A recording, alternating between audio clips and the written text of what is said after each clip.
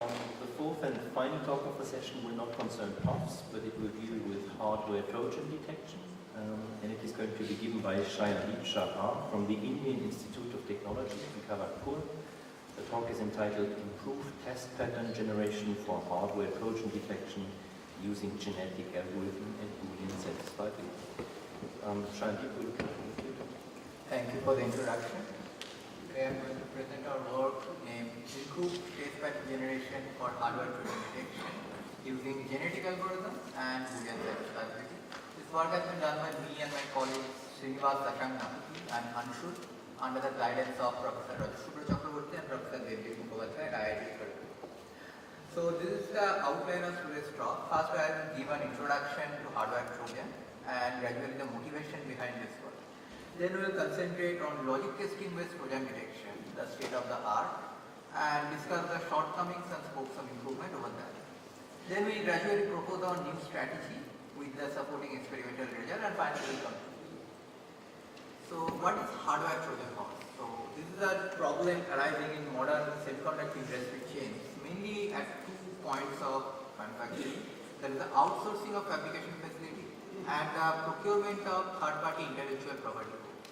So in this work we have concentrated on the first attack model, that is we are considering that the fab is malicious and some malicious tampering of the design, that is the hardware Trojan horse, can occur only in the fab.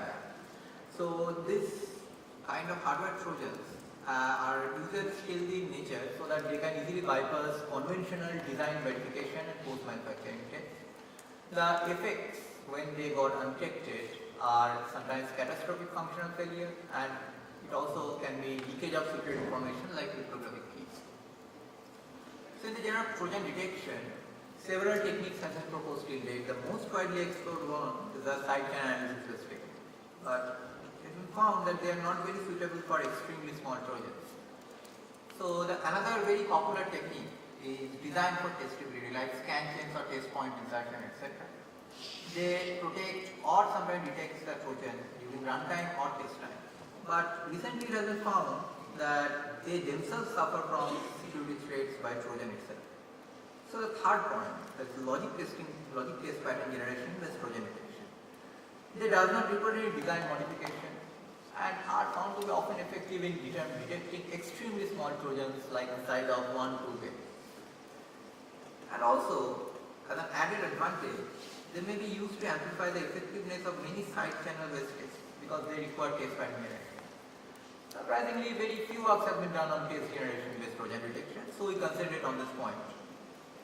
So what is the problem of logic testing based Trojan detection? So actually we want to propose an ATPG mechanism which actually generates test vectors specifically tailored for Trojan detection. Now, assumption that we made is that Trojans are triggered by extremely rare logic events inside the circuit. So that can be achieved by activating some of the very low transition nets or low controllability nets, you can say, simultaneously to their rear line.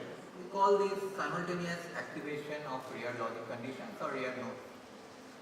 Now the problem is that the number of such possible rear nodes can be huge, and the number of possible triggers combining those rear nodes can be exponential with the number of slow transition nets. So you have a huge search space to search for.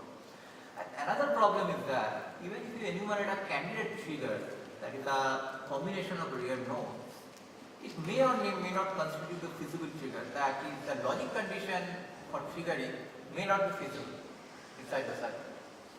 So these are the two challenges that we have to face during testing. So here present the two models of Trojan that we consider in this work. The first one is the combinatorial Trojan. Here we can see that A and B are two rear nodes. They are having the rear value 1. The rear negates the logic value 1. And when they simultaneously get activated, the logic value in the wire C gets flipped. That is the error introduced. For the sequential Trojan, more specifically I should say that asynchronous sequential Trojan, the rear logic conditions should occur at least k times to trigger the Trojan. So in the previous works, the most significant one has been published in Chase 2009. That work has been called MIG. They utilize the fact of simultaneous activation of rear nodes for triggering, and while selecting the rear nodes, they used a rearness threshold theta. So this theta is an important parameter of their tool as well as our tool, as we explained. So Mero proposed one end-detect ATPG scheme. They tried to individually activate a set of rear nodes to their rear value at least n times each. The assumption was that multiple individual activation also increases the probability of simultaneous activation. That's why the triggering of Trojans. Now here is the result that we got from Mero test set using a very hard to trigger Trojans, which each have triggering probability below 10 to the power minus 6. Now, as you can see from this plot, there are two bars for each of the cases, that is the Trojan coverage as well as trigger coverage. Now, trigger coverage means that the Trojans get activated, and the Trojan coverage, when the Trojan gets actually creates a malfunction in the output. Now, this is a very important point, because even if a Trojan gets triggered, it might not it might not create any malfunction in the output. In that case, it's of no use for the attacker also. We need not to consider that. That's why we can see that the trigger coverage is consistently higher than the Trojan coverage in this case. Anyway, the best coverage achieved near theta equals to 0.4 for most of the cases. So that's the best case. The test coverage of Mero is consistently below 50% for even a moderate size of circuit discuss benchmark C755. It's a combinatorial benchmark. So since the coverage is not adequate, so we try to improve that in our work. So while investigating the shortcomings of Mero, we found out this following points. That is, the simultaneous activation of rear node, if we just apply the end detected, many of the rear node combination actually gets missed by the test generator. So we replace these and try to generate some test in a direct manner. That is, our approach will be like we select a large sample of trigger combination from the Trojan set and try to specifically generate test vectors for each of them. So another problem with Mero was that the heuristic of Mero was relatively simple and that lacks the exploration capability of this huge surface. So we replaced that heuristic with a combined genetic algorithm and Boolean satisfiability. Now, genetic algorithm and Boolean satisfiability has been found to be very useful here. The third point is that the refinement of test set considering the payload effect. Now, as I mentioned in my previous slide, that even if a Trojan gets triggered, that does not always necessarily mean that the output gets corrupted. And if the output doesn't get corrupted with the triggering of a Trojan, that is not of any consideration. So when the generation of the test set, we found there are many test vectors as well as trigger combinations which have no effect on the output. That is, there is no payload, that is the malfunction causing part, which can cause an error in the output for that specific vector. So we need not to keep them in our test set.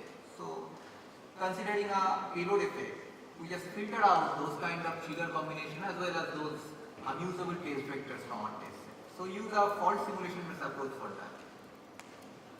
So regarding the genetic algorithm as said, they are not very old in the context of ATPG, and it has been seen that genetic algorithms, since they are inherently parallel and they have a rapid exploration nature, they achieve reasonably good coverage over a large fault list. However, it does not guarantee the detection of all possible faults, especially those which are very hard to detect. In the contrary, SAT-based test generation are remarkably useful for hard to detect faults. But it targets the faults one by one, which incurs high execution cost for large fault lists. So in our case, we have a large fault list and many of the tests that I have mentioned are very hard to detect. So we combine the best of both worlds for genetic algorithm and SAT. So here is the complete scheme that we are going to explain to for the sake of explanation. I have divided into three phases. Phase 1 comprises the genetic algorithm stage, phase 2 the satisfiability stage, and phase 3 the payload effect stage. Very good. In the phase 1 genetic algorithm, we start with the circuit matrix comprising and normal standard matrix. If it is a combinatorial circuit, then we don't change the matrix. If it is a sequential circuit, then we consider it as full scan moment. That is, we consider all the primary or all the flip-flops as pseudo-primary inputs and pseudo-primary outputs. So we give this netlist as an input to the rear node finder program. So this rear node finder does a probabilistic analysis of the circuit and finds out the rear node. This probabilistic analysis is a very old concept called SOCAP in normal distributed analysis theory. Now, after finding out the rear nodes, we just generate random rear node combination and we denote this set as S. Now, after generating this set, we create something called a Trojan database that is denoted by D. So, in the Trojan database, for each individual triggering combination, we will have corresponding test vectors in multiple. So, before going to the genetic algorithm in D, let me mention one very interesting thing, that is, we need to initialize the genetic algorithm in a proper manner so that its search capability increases. So, for doing that, we select a small subset, the step 3 in my slide, a small subset H init from the candidate filter combination set and solve it with the SAT. Now, how to solve and create and solve a SAT? So, here is the simulation. We have, say, rear 1, rear 0 and rear 1 node, that is, its rear value is 1, next one has rear value 0 and third one has rear value 1. So we add this auxiliary NOT gate and AND gate with them and extract this input code of this wired name D and generate the CNF to give it to the SAT. Notice one point, we need not to directly incorporate this NOT gate and AND gate inside our circuit, but during the CNF creation for the SAT2, we just artificially can introduce their expressions. So after generating the SAT instances, we can directly give them the SAT engine and solve them. And it will return us some of the test vectors which are solving them. We use this test vector called T init in my 6th flow diagram, 6th arrow of the flow diagram, and we input them to the genetic algorithm. Now, genetic algorithm indeed generates test vectors until the termination condition is reached. So, for our case, we have two terminating conditions. If either 1000 generation has been reached or a specific T number of test vectors has been generated.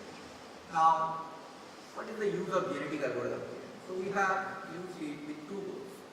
First one is an effort to generate test vectors that will activate most number of triggering combinations in the same case. And the goal 2 is an effort to generate test vectors for hard to trigger combinations. So how should we achieve these two goals? So we propose this fitness function. The ft is the fitness value of a specific test vector t. The r count is the number of rear nodes triggered by the test vector t. So we are maximizing. So if we maximize the r count factor, then it achieves quick coverage over the given trigger combination set S. The second factor in our expression is the IT, that is called relative improvement of the database due to the test vector T. Now it needs some explanation. So let us consider our Trojan database D as a large histogram where each bean is denoted by each triggering combination. Now the test vectors fill out these beans. Now we define relative improvement as the ratio of the number of test patterns in bean S before update with the test vector T and the number of test patterns in bean S after update with the test vector T. Now you can see from this expression that the expression achieves a maximum value 1 when the bean S gets its first test vector included. So gradually it decreases. So it necessarily means that when one specific trigger combination gets its first test vector, the weightage of that must increase, and that actually applies our genetic algorithm flow towards the hard to trigger combination and achieve the many good test vectors for hard to trigger combination set. Now as we are using genetic algorithm, we need crossover and mutation operation. So use simple 2-point binary crossover operation with probability 0.9 and binary mutation operation with probability 0.05. Our population size was for combinatorial circuit 200 and for sequential circuit 500. So here is a simple simulation of how crossover and mutation operations are performed on chromosomes. So in the case our chromosomes are test vectors. So once we have done with the genetic algorithm state, we are left with some triggering combinations for which we haven't found any answer. So since GA cannot guarantee that this is not actually a feasible trigger, so you have to rely on SAT. But this time we have very few triggering combinations left which are unsolved. So we can directly give them to the SAT tool. And after the SAT state, we can filter out those triggering combinations which are actually unsatisfiable. And finally, we are left with a Trojan database which have triggering combination, and for each triggering combination we have some corresponding test vectors. Now we move to filter out those triggering combinations as well as test vectors which doesn't propagate the effect of the Trojan to the output. So for that, for a node to be a preload, the necessary condition is that the topological rank must be higher than the topologically highest node in the trigger combination so that it doesn't create any combinatorial loop. But this is not a sufficient condition. In general, a successful Trojan triggering event provides no guarantee that the propagation of the primary output to cause functional failure of the circuit. So here is a small example to explain the fact. See, for the circuit, figure number B, we have inserted a Trojan where the payload is at that location. So in this case, as you can see, the input vector is 1111. The Trojan effect cannot propagate to the output. However, if we select another payload location, the Trojan effect propagates to the output. Say here, we propose a fault simulation based flow to remove this kind of infeasible triggers. So we start with our Trojan database and trigger combinations and take each and every trigger combination and their corresponding test vectors one by one. Now we compute something from the test vector set called pseudo test vector. So how to compute a pseudo test vector? Say we have 6-7 test vectors for our specific trigger combination. So we fix those input locations in the test vectors which are totally fixed for all the cases. So here in the first column and the last column they are totally fixed to value 1 and we can replace them with 1. Rest of the positions which are gradually changing, we just replace them with don't care conditions. So after replacing this, after generating this pseudo test vector which is a single test vector, we do a 3-value logic simulation with logic values 0, 1 and x for the net circuit matrix. So after doing the 3-value logic simulation, we are left with internal WACs which are tagged to either 0 value, 1 value or x value, and we create the fault list from here with the following logic. If the value of a node is 1, consider a staggered 0 fault there. If the value of a node is 0, consider a staggered 1 fault there, and if the value is x, consider both. So after generating this fault list, we have the test vector set already and we have the fault list. And we give it to a sequential fault simulator tool called Bool. So when the Hope tool is run in diagnostic mode, it reports us the untestable test vectors, the untestable faults, as well as the corresponding faults that have been detected by this test vector. So this test vector actually triggers our Trojans and now they are detecting the corresponding payload location. So we directly get for each triggering combination the corresponding test vector set as well as the possible payloads for those triggering vectors, and we can filter out rest of the triggering vectors as well as the trigger combination which does not actually propagate the effect. So in this way we make our test set more compact. So now is the time of validation. So as I have mentioned previously, that theta is a very important parameter for our tool as well as the Mero tool. Now the Trojan attacker should not consider the real value of individual real nodes. We will be more interested in the total triggering probability of a Trojan. So even we have seen that with triggers with real nodes with moderate triggering probability, we can create Trojans with an extremely low probability of trigger. So considering the fact, we sample the Trojan set with different theta values. So here for each theta value we take sample size of theta equals sample case size of 1 lakh. That was the initial sample size of our case also. Now after selecting the samples, feasible Trojans were selected from the candidate Trojan set. The extensive SAT solving and circuit simulation. Now this is a very expensive state, but as I mentioned, this is not a part of our tool. This is just a validation experiment. Now, Trojans were ranked according to their triggering probability, and Trojans which are below some specific triggering threshold, PTR, were selected. In this case, we have selected PTR to be 10⁻⁻⁶. The whole scheme was implemented in C++ and we use For SAT simulation, we use SAT solver and hope, as I have previously mentioned, hope for simulator. Now here are the results. We have compared our test vectors with that of the Miro. Now as you can see, both in terms of trigger and Trojan coverage, Miro has been significantly outperformed by our tool. Now for a fair comparison, we first ran the Miro tool and generated test vectors using that with prescribed parameter setups of Miro. Then with those test vectors set, we initialize our genetic algorithm. With those number of test vectors, we just select the termination condition of a genetic algorithm. So we got similar number of test vectors to compare. So here is the total number of test vectors. As I should mention that the compaction effect of the algo 3 is evident from this set, that after algo 3 we have significantly reduced the number of test vectors. So sequential circuits were considered in full scan, and the largest sequential circuit instance benchmark CS38417 has also been tested. Now here is the coverage report, the report of Trojan coverage as well as trigger coverage. It's evident that Miro has been outperformed significantly by the proposed method. Here the result is for sequential Trojans, asynchronous sequential Trojans that we have considered, and we have considered 2 and 4 step sequential Trojans. So here I should mention that we are only considering very small Trojans because larger Trojans can be detected by side channel test and smaller Trojans cannot be, so we are concentrating on them. That's why we consider up to 4 stage sequential Trojans. And here are the results, and similarly the Miro has been outperformed.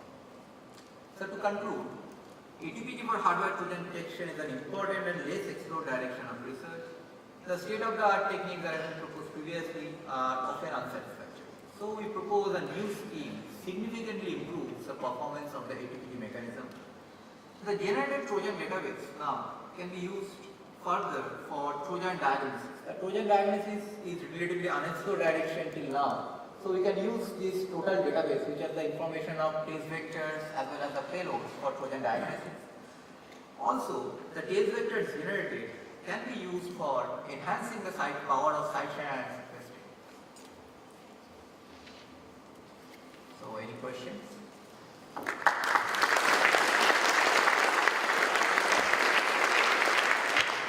Thank you, Shandi, for this very interesting piece of work. Questions or comments? I think there's one over there, right?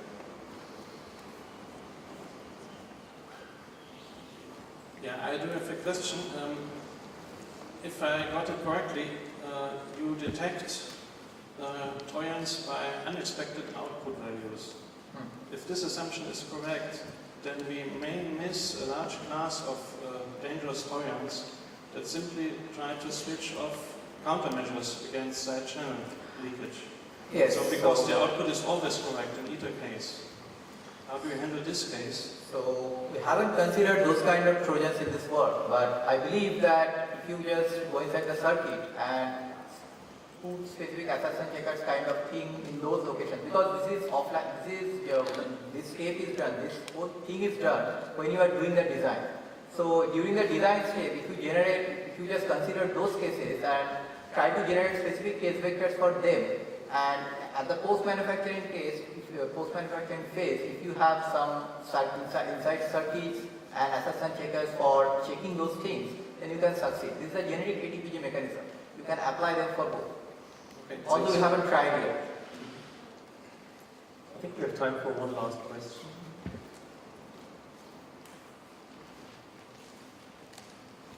Okay, maybe I pose a question. What was your specific motivation for using genetic algorithms in this particular sense? Yes, so as I have previously mentioned, the search space is very huge here. And another thing is that usually genetic algorithm kind of things are used when you have something, you can gradually improve in your through successive iterations. So here we have seen that, as I previously mentioned also in my fitness function slide, that if I try to maximize the total number of rare nodes activated in the specific test vector, then actually I achieve a greater coverage over the whole Trojan space. So, and another thing is that genetic algorithms are very renowned for high exploration capability of search space. So here we need a good explorator, and we use the genetic algorithm for that.